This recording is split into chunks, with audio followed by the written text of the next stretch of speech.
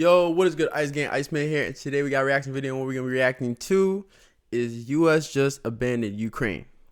What happens now? I'm gonna give y'all some educational content. Shout out to the infographics show. You know, we do a lot of funny stuff, maybe sometimes some cop-related stuff. But I'm gonna give you some political, just political world news stuff, I guess. But yeah, we do all facets of reaction. We don't react to just one type of thing. React to everything because everything is important in this life, just like you. Make sure to like, comment, share, and subscribe to the channel. Turn on post notifications so you know when I upload all that beautiful stuff. Stay beautiful, and let's get into the video. All it took was 10 minutes for the idea of peace in Europe to be hanging by a thread. What should have been a diplomatic meeting instead sent shockwaves around the globe, making it seem inevitable that the U.S. will withdraw aid from Ukraine. But what happens next? Will the United States step away from its allies? And if it does, what will that mean for Ukraine, Europe, and the future of global stability? The most immediate crisis Europe now faces is the geopolitical fallout from America's withdrawal from Ukraine. In early February 2025, Iran's Supreme Leader Ayatollah Ali Khamenei warned the world that the U.S. and the West cannot be trusted to keep their promises, pointing directly to Ukraine's abandonment as proof. This is already undermining a careful network of partnerships and cooperation agreements between the U.S., NATO, and global alliances. It raises serious doubts among nations that once relied on American security guarantees. Now, many are asking themselves, can they really count on the U.S. anymore? This uncertainty opens the door for China and Russia to expand their influence, drawing more nations into their orbit. Instead of creating stability, America's withdrawal may actually increase the chances of a global conflict. But for Europe, the real danger isn't just shifting alliances. It's what the White House just did to nuclear non-proliferation. Or to put it more bluntly, the United States just gave the entire world a reason to build more nuclear weapons. It's well known by now that after the fall of the Soviet Union, a large number of nuclear weapons fell into Ukrainian hands. If they had kept those weapons, they would have been one of the world's major nuclear powers. But under intense American and Western pressure, they agreed to give up those weapons in exchange for guarantees that their sovereignty wouldn't be violated. Okay. Okay, so what it's saying from this base is that when the war ended with the Soviet Union, Ukraine was part of the Soviet Union, right? Ukraine, I guess that's what they hosted for the Soviet Union, the most missiles. So when they departed and became their own place or state or country, right? They had the most weapons. So they were technically the most dangerous country in the world because they had those weapons. So to make sure they don't crash out, they said, hey, if you just, release the weapons, we'll make sure you guys are always protected. That sounds fair, right? And they're like, yeah. And they did that. So I didn't know that we did that. But the more you know. It has become abundantly clear this was a mistake. Europe's nuclear headache, courtesy of the White House, is that states which have either nuclear weapons or ambitions for nuclear weapons, nations like North Korea and Iran, now have zero incentives to give up their nuclear weapons programs. America can no longer be trusted to keep its commitments. And these nations have seen how readily the new America allows even democratic nations to be swallowed up by their aggressive neighbors. Likewise, nations with no nuclear weapons programs are now seriously considering the need to acquire weapons of their own. Nations such as Saudi Arabia, Jordan, and Japan have expressed interest in nuclear weapons to one degree or another, but until recently had American security guarantees to fall back on. It was the Great Exchange to limit nuclear proliferation and reduce the risk of nuclear war. The U.S. positioned itself as the ultimate security guarantor. So we really are the security team for the world, and it doesn't make sense if this is why everything is going on. If we're supposed to be security guards for a lot of countries, and we're not doing that, what do you expect them to do? If you pay for security, and security's not working for you, you're gonna say, "Fuck it, I'm gonna keep it myself."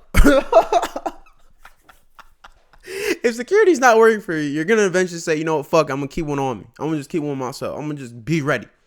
So that's what they're basically doing, because we aren't doing what we're supposed to be doing. But time will tell what all this means. You know what I mean? I can't say good or bad. I can always say, we'll see.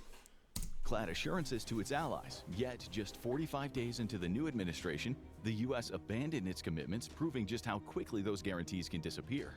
This creates a big problem for countries like Saudi Arabia and Japan, who face regional powers that either have nuclear weapons or actively want to acquire them.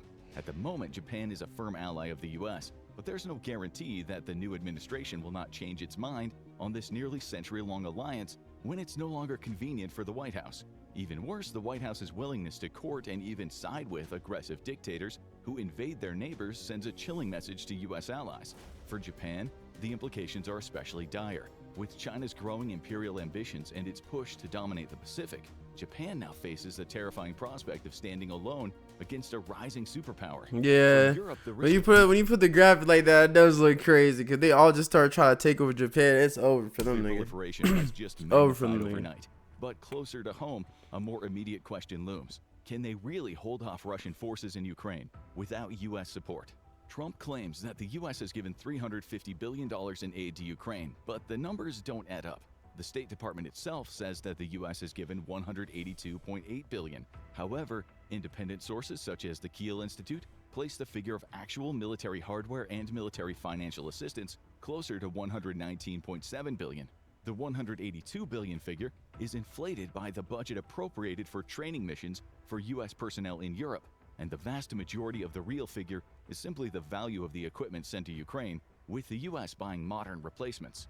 It was also claimed that the U.S. had spent more than $300 billion, while Europe spent a third of that. Europe is actually the majority donor of aid to Ukraine, with about $138.7 billion spent in Ukraine, beating the U.S. by $20 billion. Europe's first move after the White House meeting was to... All right, and this is gonna sound crazy, but okay. So we're sending all this money. How much money does Russia have? How much money do they, as an economic place, have? Cause we just sent over, regardless, right? We just said, okay. He just talked about how we send this much. We send this much. Was it Britain or Europe? I think Europe sent that much, right?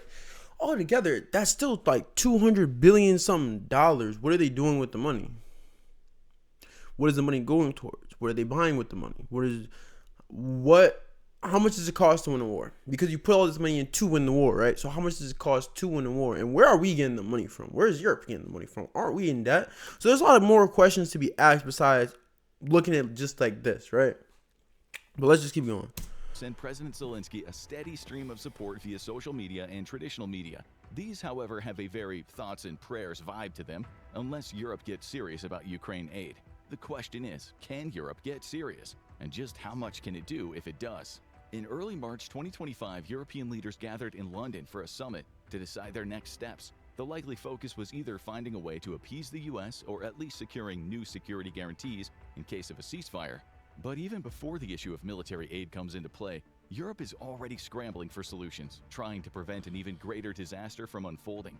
Much has been said about Ukraine's inability to push Russia out of occupied territories and Russia's constant battlefield gains. However, when put into perspective, Russia is burning through as many as over 2,000 casualties a day to gain hundreds of meters at a time. To make matters worse, the Russian economy is in meltdown and only being propped up by mobilization for war.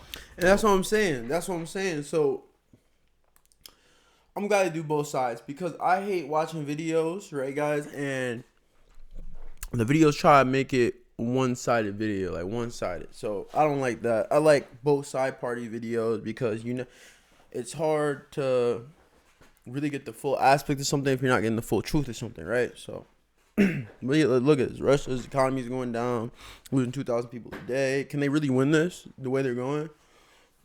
But let's keep watching the video. I'll try to stop this. Sorry, guys. Economy, and it can only keep a nation afloat temporarily. That's because, unlike a traditional economy, a war economy focuses on producing single-use items that don't create further value. Instead of producing consumer goods for export, Russian factories churn out tanks, machines that roll onto the battlefield only to be destroyed. All the capital and labor wrapped up in creating said tank is ultimately wasted. This is why many have warned that the Russian economy is increasingly on the verge of absolute disaster.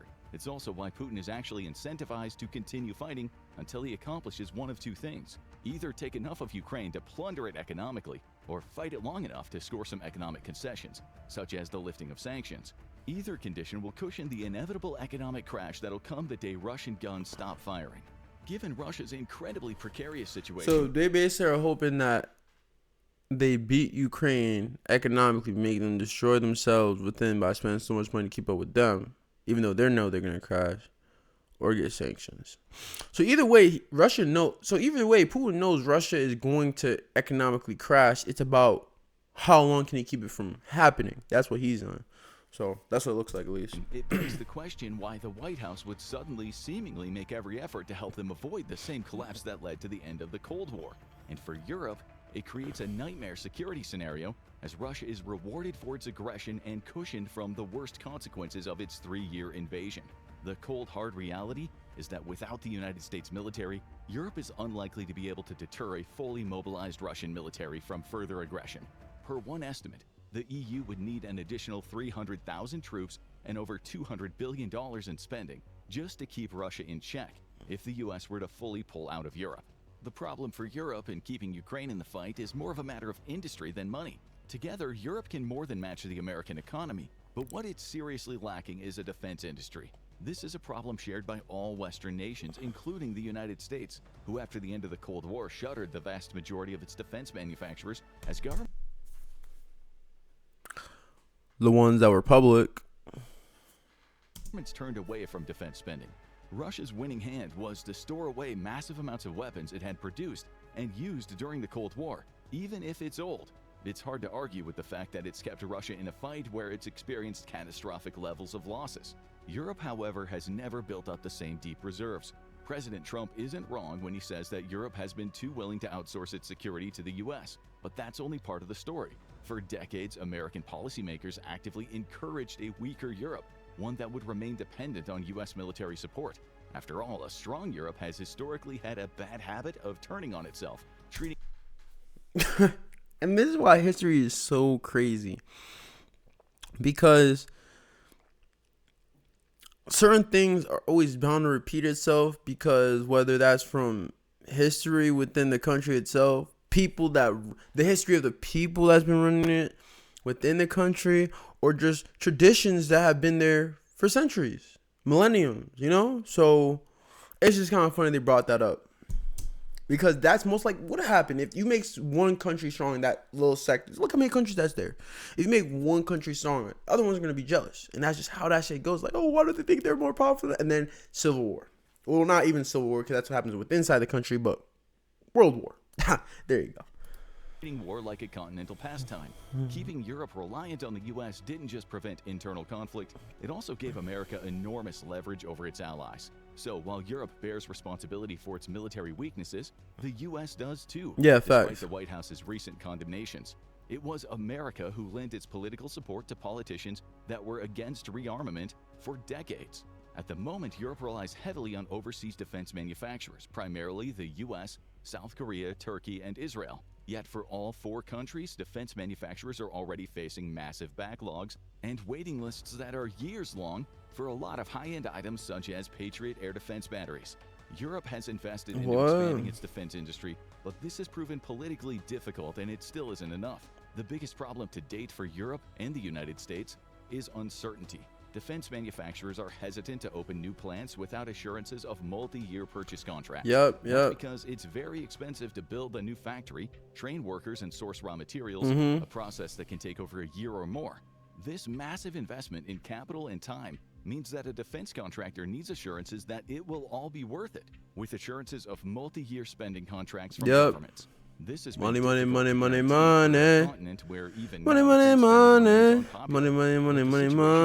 Worse by the fact that even 3 years on, there is no clear goal from either Europe or America for Ukraine.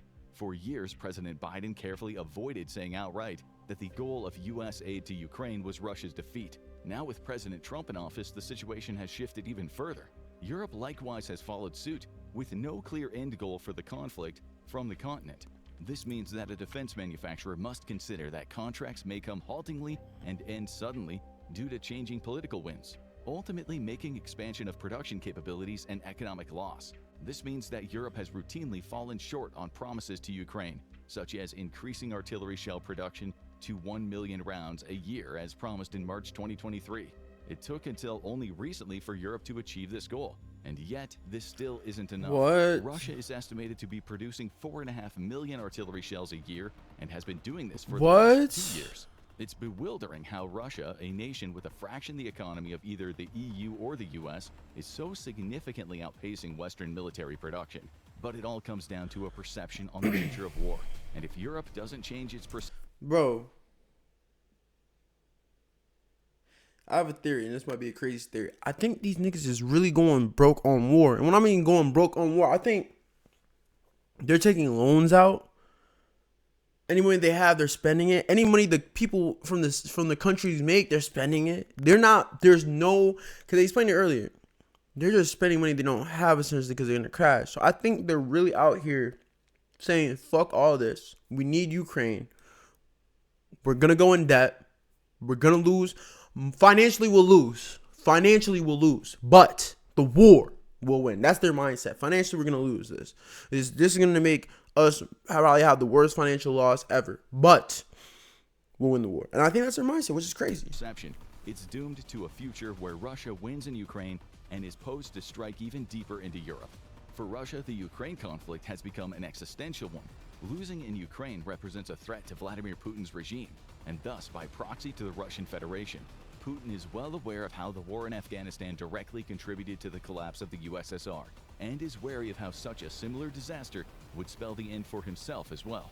There's already pressure from some Russian territories due to a perceived weakness of the Russian state itself. A loss would prove this weakness to be true, possibly leading to the dissolution of major parts of the Russian Federation. Russia is fighting for its life, but Europe is fighting for business. Despite the fact that a Russian victory is a threat to European security, few Europeans have seen it as such, at least until the recent actions of the US. For the majority of this war, military support for Ukraine was largely a financial decision, with profit margins of defense contractors to consider. Further complicating Europe's supply efforts to Ukraine is the collective need to replenish and rearm domestic militaries ahead of any aid sent to Ukraine. Europe has already sent massive amounts of equipment to Ukraine, leaving its own stockpiles in need of urgent replenishment. At the time, fear of further Russian aggression has pushed European nations to prioritize their own defense, ramping up military spending and modernization efforts. But with defense manufacturers already stretched thin, most production is now being directed toward rebuilding domestic forces, meaning any resupply to Ukraine is now taking a back seat. The White House's recent comments only compounded these fears and made the situation even more difficult. Nations now have had their worst fears confirmed. They will likely have to face further Russian aggression on their own. This has driven up the demand for domestic military expansion even higher, making less room for equipment to resupply to Ukraine. So basically what they're saying is that because of what, I guess you could say us, right? Because of how we've been moving, we forced other countries to be like, damn, if the US is backing out, and they're not even protecting them, and they're supposed to protect us, and it looks like they won't even protect us, we gotta make sure we have shit that we can protect ourselves with within our own country. And they look back and like, do we have anything? Other guys like, no. So then this guy's like, oh well, we gotta start building shit. But then the other guy's like, what are we gonna do about Ukraine supporting them?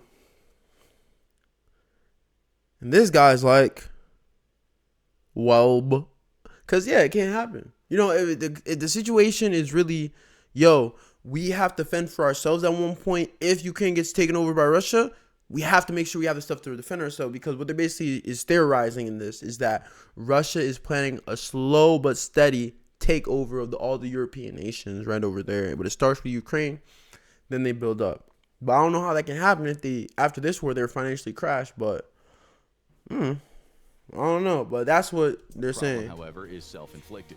Ukraine is fighting today the war that Europe fears it'll have to fight tomorrow. Yeah. Yet, with Russia's military so severely weakened by the conflict, there's no immediate conventional threat to Europe as long as European nations stand united. Rather than stockpiling weapons for a potential future war, Europe could instead send those arms to Ukraine now, where they're actually needed to fight Russia directly, potentially preventing the very conflict Europe is bracing for. Yet, while it makes perfect sense when seen from a bird's eye view like this, the political reality is far more complicated. It always is. This is where American security guarantees were so important. They allowed European nations to dig deep into their own stocks of equipment, confident that they would be protected if the worst were to come to pass. Yet the current administration's decision to withdraw U.S. protection from Europe has set the stage for geopolitical disaster, one that could lead to Ukraine's defeat and soon after a new war once Russia has had a few short years to rebuild its military.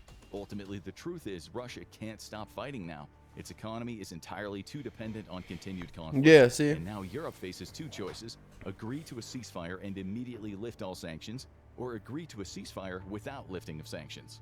It makes sense not to lift the sanctions as a way of punishing Russia for starting the war in the first place. It also sends a strong deterrent message to the rest of the world. However, this also means that in order to keep its economy afloat, Russia will need to build more weapons, not stop. Within just the span of a few short years, Russia's military will have swelled to pre-war levels, with manpower boosted thanks to the annexation of Ukraine. From there, it only makes sense to continue the war into the rest of Europe. The second choice, to agree to a ceasefire and lift all sanctions, would cushion the Russian economy and give Putin the option to demobilize without an economic disaster that costs him his presidency. But this sends a message to the world that aggression is rewarded in the modern era. Yeah. Even worse, it would economically strengthen Russia, so it's in a better position to threaten Europe after a period of rebuilding and integrating Ukraine. Basically, Europe faces a devil's choice without America, and without some serious changes in policy, it's not set to support Ukraine through to a victory. Can Europe step up and defend Ukraine without U.S. support, or is a Russian victory inevitable? Share your thoughts in the comments. Now go check out how Ukraine war is reshaping the U.S. military, or click this other video instead. Ooh, yeah. So it's getting crazy out here. Stay safe, stay blessed, stay up. You know what I mean? Stay prayed up. You know what I mean? Whoever your God is, whoever you believe in, whatever you believe in, stay close to them, right? Unless some I don't know, some say satanic stuff. I don't know.